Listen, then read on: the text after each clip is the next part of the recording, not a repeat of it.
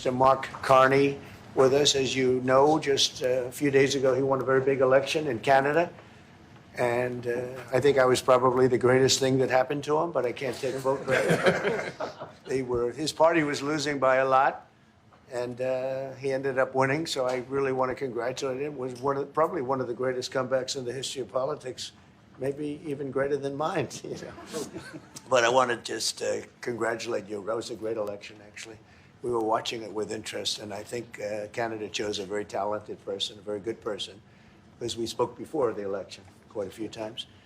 And it's an honor to have you at the White House and the Oval Office. And you see the new and improved Oval Office as it becomes more and more beautiful with love. You know, we handle it with great love and 24-karat gold. That always helps, too. Right? But it's been a lot of fun. We're going over some of the beautiful pictures that were stored in the vaults that were for many, many years, in some cases over 100 years. They were stored in vaults of the great presidents, or almost great presidents, all having a reason for being up, every one of them. So it's very interesting. But I just want to congratulate you, and ran a really great race. I watched the debate. I thought you were excellent, and I think we have a lot of things in common. We have some tough points to go over, and that'll be fine. We're going to also be discussing Ukraine, Russia, the war, because Mark wants it ended as quickly as I do. I think it has to end. We had some very good news last night. The Houthis have announced that they are not, or they've announced to us at least, that they don't want to fight anymore. They just don't want to fight. And we will honor that, and we will stop the bombings. And they have capitulated, but more importantly, we will take their word. They say they will not be blowing up ships anymore. And that's what the purpose of what we were doing. So that's just news. We just found out about that. So I think that's very, very positive. They were knocking out a lot of ships going, as you know, sailing beautifully down the various seas. It wasn't just the canal. It was a lot of other places. And I will accept their word, and we are going to stop the bombing of the Houthis, effective immediately. And Marco, you'll let everybody know that, okay? Do you have something to say about that, by the way? It's a pretty big announcement. Yeah, this was always a freedom of navigation mission.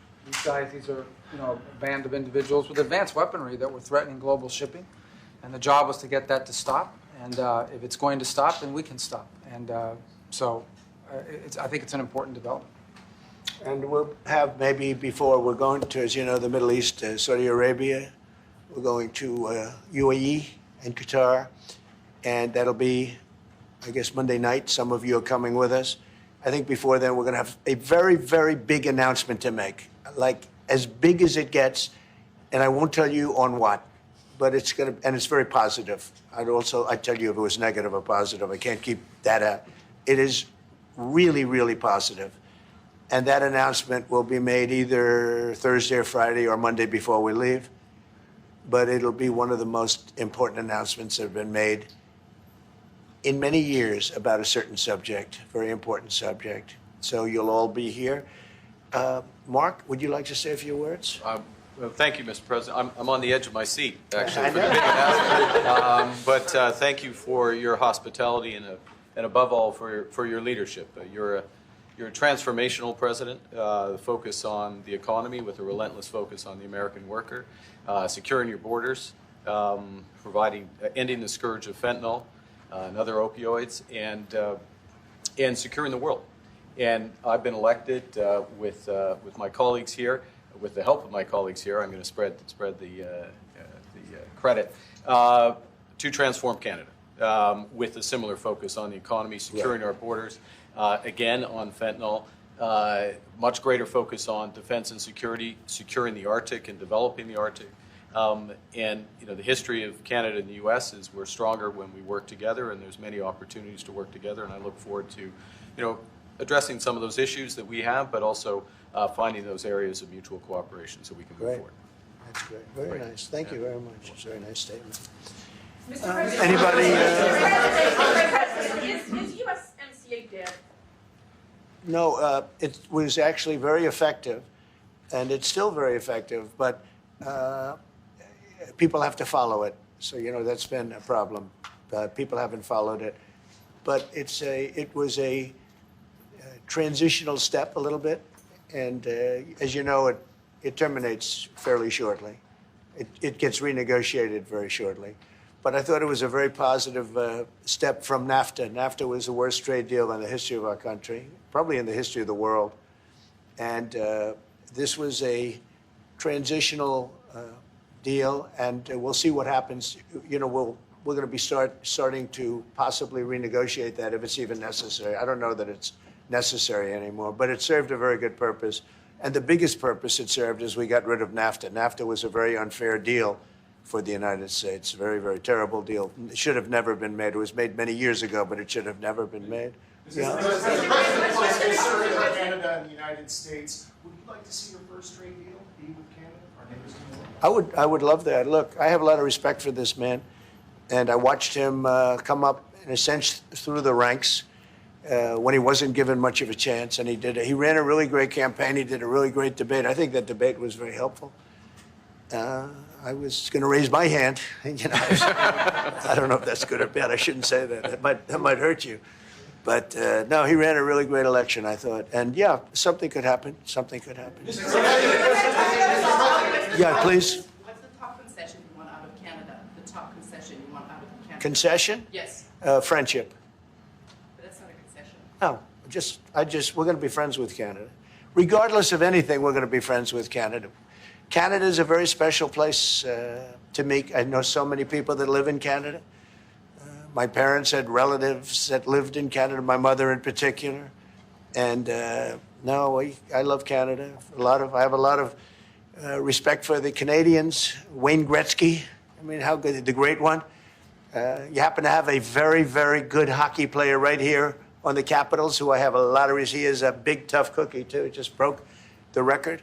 And he's a great guy. And, we had the team here, and I got to know a lot of the players. But now Canada is a very special place. Yeah, please. Mr. President, Mr. President, and Mr. Prime Minister, I'd like to get your response to this too. Mr. President, you have said that Canada should become the 51st state. Yeah. No. Well, I still believe that, but it takes two to tango, right? But no, I do. I mean, I believe it would be a massive tax cut for the Canadian citizens. You get free military, you get tremendous medical cares and other things. There would be a lot of advantages, but it would be a massive tax cut. And it's also a beautiful, as a real estate developer, I'm a real estate developer at heart. When you get rid of that artificially drawn line, somebody drew that line many years ago with like a ruler, just a straight line right across the top of the country. When you look at that beautiful formation when it's together, I'm a very artistic person, but when I looked at that beauty, I said that's the way it was meant to be. But I do feel it's much better for Canada, but we're not going to be discussing that unless somebody wants to discuss it. I think that there are tremendous benefits to the Canadian citizens, tremendously lower taxes, free military, which honestly we give you essentially anyway because we're protecting Canada if you ever had a problem. But I think it would really be a wonderful marriage because it's two places that get along very well. They like each other a lot. Well, if I may, as you know from real estate, there are some places that are never for sale. That's true. We're sitting in one right now, Buckingham Palace that you visited as well. That's true. And having met with the owners of Canada over the course of the campaign last several months, it's not for sale, won't be for sale ever. But the opportunity is in the partnership and what we can build together. And we have done that in the past. And part of that, as the President just said, is with respect to our own security. And my government is committed for a step change in our investment in Canadian security and our partnership. And I'll say this as well, that the President has revitalized international security, revitalized NATO, and us playing our full weight in NATO, and that will be part of it. That's true. And they have, I must say, Canada is stepping up the military participation because Mark knew, they were low, and now they're stepping it up, and that's a very important thing. But never say never. Never say never. What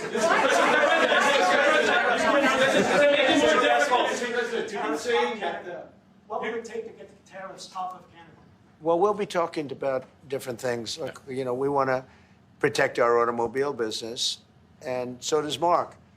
But we want to make the automobiles, and we want to, we have a tremendous abundance of energy, more than any country. We have, just in Alaska alone, Anwar has been reopened now. Anwar is probably the largest find anywhere in the world. They say it's larger than Saudi Arabia. I don't know, but it's a lot. But we have tremendous amounts of energy. Other countries don't. We're both lucky in that way. They have energy. We have energy. We have more than we can ever use and more than we could ever sell, actually. And you have the same thing. So we're two countries that are very lucky. If you look at China, they don't have that. It's a big disadvantage. Other countries, most countries don't have. Most countries don't have that. So Canada and us, we have a lot of advantages over other places. Mr. President, when you consider what Mr. Carney just said, that Canada is not for sale, does this make the discussion a little more difficult to start on? No, not at all. No, not at all. No, time will tell. It's only time. But I say never. I've had many, many things that were not doable, and they ended up being doable, and only doable in a very friendly way. But if it's to everybody's benefit, Canada loves us, and we love Canada. That's, I think, the number one thing that's important. But we'll see. I mean, over time, we'll see what happens. China. I was hoping you can clarify something. Earlier this morning on Capitol Hill, Secretary Bessent said that there had been no negotiations yet with China. You have said something differently. Can you clarify? They want to meet, and they're doing no business right now. And those ships are turning around in the Pacific Ocean. Big turn. Those are big ships. Those ships take about 10 miles to turn. And, we lost $1 trillion to China on trade because of an incompetent president that we had who preceded me, grossly incompetent. You're finding it out more and more now. And by not trading, we're losing nothing. So we're saving $1 trillion. It's a lot. But they want to negotiate, and they want to have a meeting, and we'll be meeting with them at the right time. But you haven't met with them yet. I have not met with them, no, of course. You would know if I met. I'd tell you. They want to meet, but, we are right now. Look, they're suffering greatly. Their economy is suffering greatly because they're not doing trade with the U.S. And they made most of their money off the U.S. Don't kid yourself. They don't make the money off other countries like this. And we had a trade imbalance. We had a deficit, or they had a surplus, another way of saying it, of more than $1 trillion. Think of it, more than $1 trillion. And because of 145%, that's the only reason, but because of they have now 145% tariff, there's no trading. You can't trade with 145%. We are, therefore, making, in a certain way, I guess, $1.1 trillion. In other words, we're not losing $1.1 trillion. Our deficit is much better. When I started, I say we were losing billions of dollars a day on trade. That's rapidly turning around. We looked at numbers this morning. So we were losing, the United States during Biden was losing more than, I won't even give you numbers because they're so embarrassing, but billions of dollars a day on trade. Those numbers are rapidly turning between the tariffs. Don't forget, we're now getting 25% on cars, 25% on aluminum, 25% on steel, and maybe more importantly, massive numbers of companies are moving into the United States. Honda, we have the car companies that are moving in at levels we've never seen before. The biggest investment ever made in the United States is being made right now. Trillions of dollars. I would say we could be at $9 trillion. You could go back to other presidents. They haven't had $1 trillion for their entire term. Look at Biden. He had bad numbers. People were leaving. They weren't coming in. They were leaving with Biden, and he didn't know the difference. The only thing he knew is people coming in. You know who they were? Illegal immigrants, okay, from prisons, from mental institutions, from all sorts of places that weren't good, from gangs, from Venezuela. They were coming in and they were criminals and murderers, 11,888 people that murdered, and at least half of them murdered more than one person. This is what Biden led into our country. I'm bringing in big companies. We have Apple is investing $500 billion. We have Jensen, as you know, is going to be 500 biggest chip maker, or chip thinker, I call him. He's really a thinker more than a maker. But we also have the maker, Mr. Wei. I get to know them all in the last, it was a cram course. But they're all moving into America because of the tariffs. And I don't think people have appreciated it. Some people do. Some of the smart people do. So we have more money coming in. It's really an amazing thing. We have more money being invested in the United States now than at any time ever before in our history, and it's not even close. And I think the real number could be 9 or 10 trillion. We don't know everybody that's doing it. We have many. I just heard about a plant that's being built right now, a very, very top-of-the-line company, and they didn't come to the White House. They're just doing it because they're making it because if they build here, there are no tariffs. And this is the big market. This is the market. That sets us apart from it. This is the market where everyone wants to be. Now, if I didn't come here and do this, all of a sudden we wouldn't be the market where everyone wants to be. So we're able to do it in time. But we're going to have a great announcement. And I'm not necessarily saying it's on trade. Going to the beginning, we're going to have a great announcement over the next few days, an announcement that will be so incredible, so positive. And I'm not saying, I don't want you to think it's necessarily on trade. Just to finish, we also have a situation, because everyone says, when are you going to sign deals? We don't have to sign deals. We could sign 25 deals right now, Howard, if we wanted. We don't have to sign deals. They have to sign deals with us. They want a piece of our market. We don't want a piece of their market. We don't care about their market. They want a piece of our market. So we can just sit down, and I'll do this at some point over the next 2 weeks, and I'll sit with Howard and Scott and with our great vice president, who has done a really good job. We have some good news to report on a lot of fronts.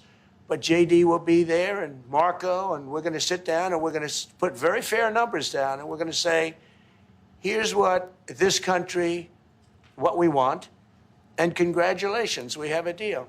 And they'll either say, great, and they'll start shopping, or they'll say, not good, we're not going to do it. I said, that's okay, you don't have to shop. Now, we may think, well, they have a right, that maybe we were a little bit wrong, so we'll adjust it. And then you people will say, oh, it's so chaotic. No, we're flexible. But we'll sit down, and we'll, at some point, in some cases, we'll sign some deals. It's much less important than what I'm talking about. For the most part, we're just going to put down a number and say, this is what you're going to pay to shop. And it's going to be a very fair number. It'll be a low number. We're not looking to hurt countries. We want to help countries. We want to be friendly with countries. But you keep writing about deals. When are we going to sign? When? It's very simple. We're going to say, in some cases, we want you to open up your country. In some cases, we want you to drop your tariffs. I mean, India, as an example, is one of the highest tariffs in the world. We're not going to put up with that. And they've agreed already to drop it. They'll drop it to nothing. They've already agreed. They would have never done that for anybody else but me. So we're going to put down some numbers, and we're going to say our country is open for business. And they're going to come in, and they're going to pay for the privilege of being able to shop in the United States of America. It's very simple. It's very simple. So I wish they'd keep, stop asking, how many deals are you signing this week? Because one day we'll come and we'll give you 100 deals. And they don't have to sign. All they have to do is say, oh, we'll start sending our ships right now to pick up whatever we want or to bring whatever we want. It's very, very simple. And I think my people haven't made it clear. We will sign some deals, but much bigger than that is we're going to put down the price that people are going to have to pay to shop in the United States. Think of us as a super luxury store, a store that has the goods. You're going to come and you're going to pay a price, and we're going to give you a very good price. We're going to make very good deals. And in some cases, we'll adjust. But that's where it is. And we've been ripped off by everybody for 50 years, and we're just not going to do that anymore. We can't do that. And we can't let any country do that to us. We're just not going to do it anymore.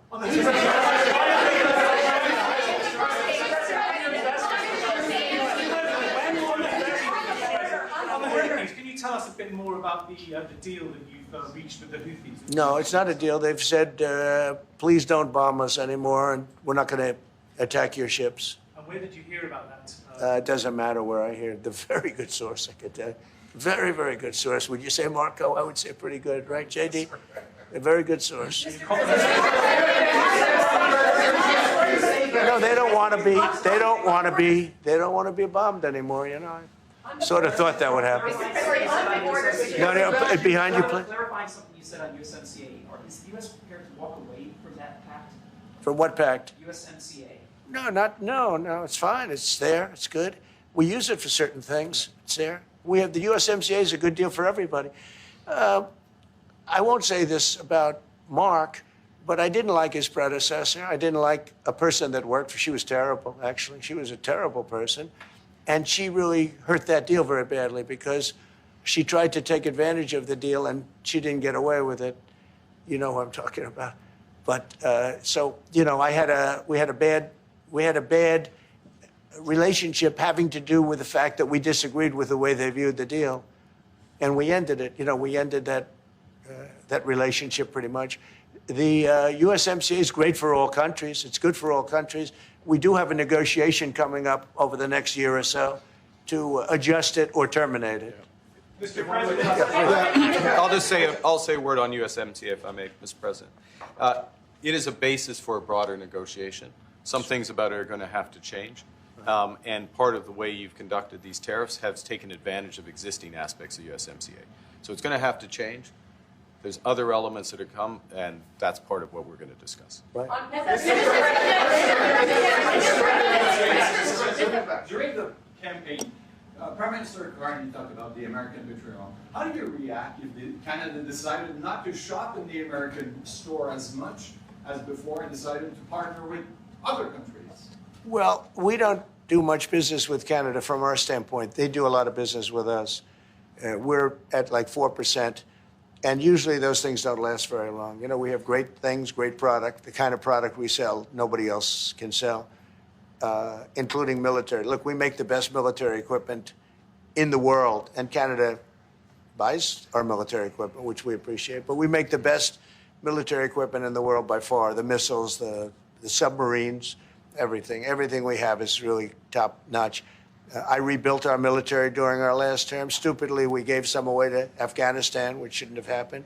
But that was, I think it was the most embarrassing moment in the history of our country. It was just very incompetent people. But if you look, the man that's now the head of our Joint Chiefs, he led the attack on ISIS for me. That's why he's the head of the Joint Chiefs.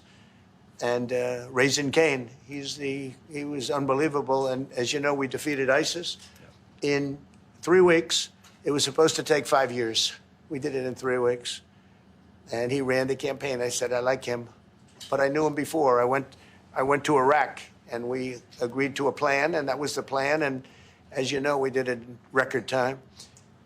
So we have the best equipment in the world. We have the best, a lot of things. And but Canada, it does a lot more business with us than we do with Canada. Yeah. Mr. President, as you record your investments, Mr. President, when do you think the investments that you've announced, the trillions, will finally hit economic data this year?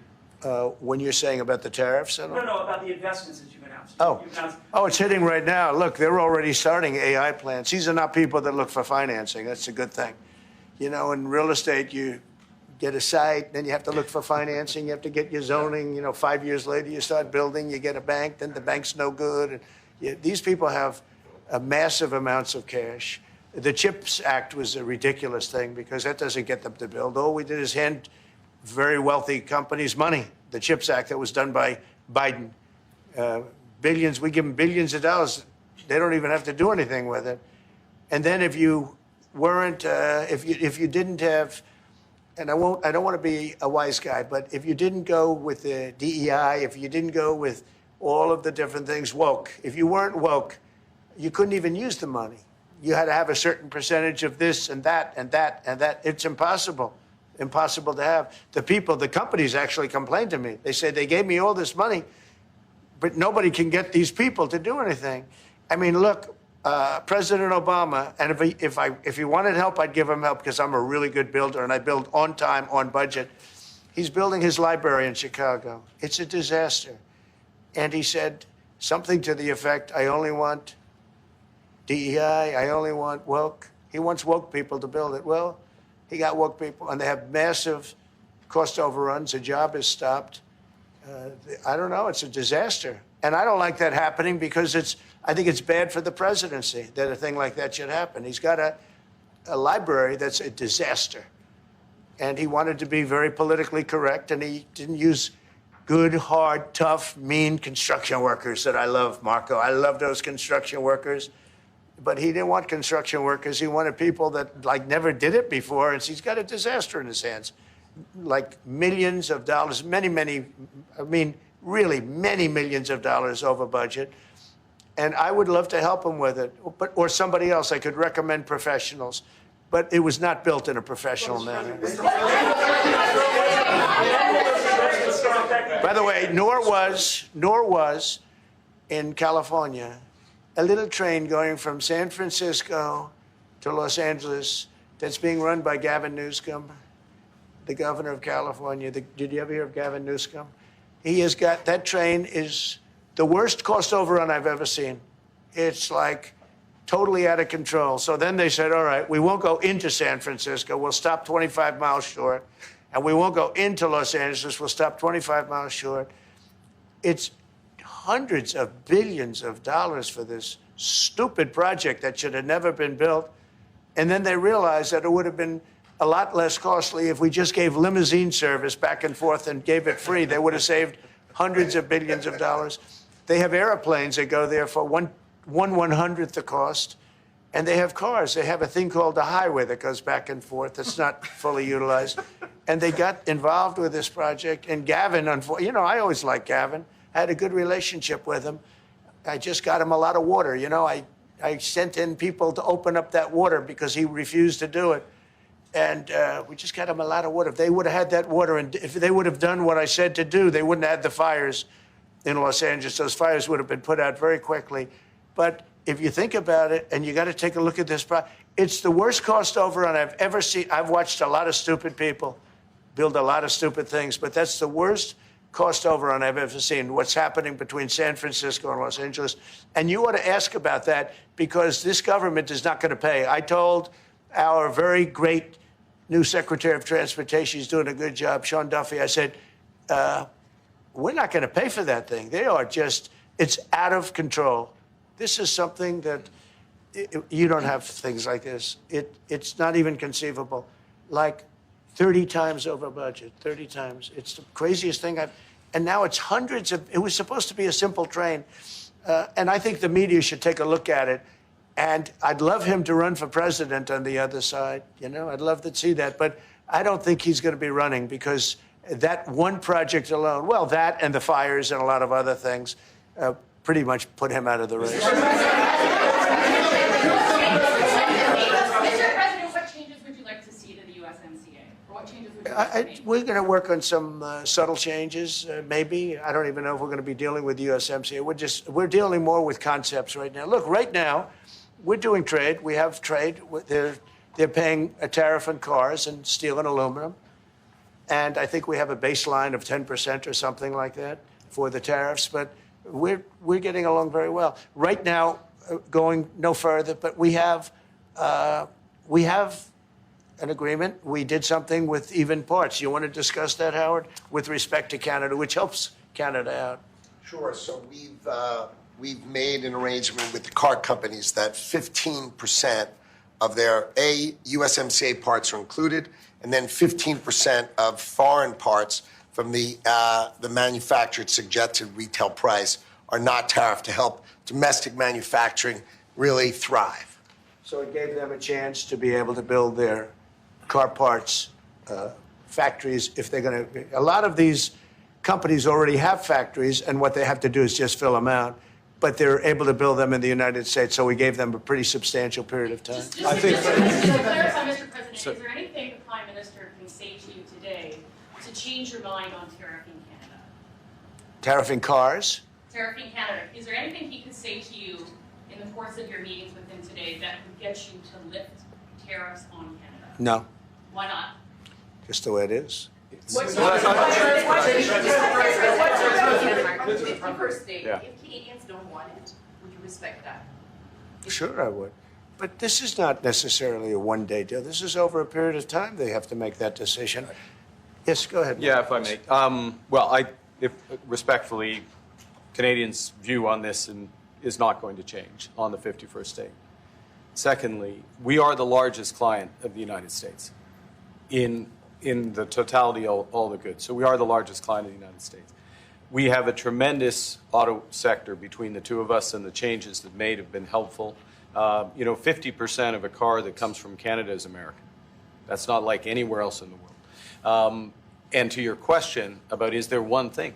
No, this is a bigger discussion. There are much bigger forces involved, and this will take some time and some discussions, and that's why we're here, to have those discussions, and that is represented by who's sitting around the table. See, the conflict is, and this is very friendly. We're not. This is not going to be like we had another little blow up with somebody else. That was a much different. This is a very friendly conversation, but we want to make our own cars. We don't really want cars from Canada, and we put tariffs on cars from Canada, and at a certain point, it won't make economic sense for Canada to build those cars. And we don't want steel from Canada because we're making our own steel, and we're having massive steel plants being built right now as we speak. We really don't want Canadian steel, and we don't want Canadian aluminum and various other things because we want to be able to do it ourselves. And we, because of past thinking of people, we have a tremendous deficit with Canada. In other words, they have a surplus with us. And there's no reason for us to be subsidizing Canada. Canada's a place that will have to be able to take care of itself economically. I assume they can. I will tell you that Trudeau, when I spoke to him, I used to call him Governor Trudeau. I think that probably didn't help his election. But when I spoke to him, I said, so why are we taking your cars? Why are we taking we want to make them ourselves. I mean, I said, and if the price of your cars went up, or if we put a tariff on your cars of 25%, what would that mean to you? He said, that would mean the end of Canada. He actually said that to me. And I said, that's a strange answer, but I understand his answer. But no, I mean, it's hard to justify subsidizing Canada to the tune of maybe $200 billion a year. We protect Canada militarily, and we always will. We're going to, that's not a money thing. But we always will. But, it's not fair. But why are we subsidizing Canada $200 billion a year, or whatever the number might be? It's a very substantial number. And it's hard for the American taxpayer to say, gee whiz, we love doing that. Thank you very much. We're going to have a very substantial...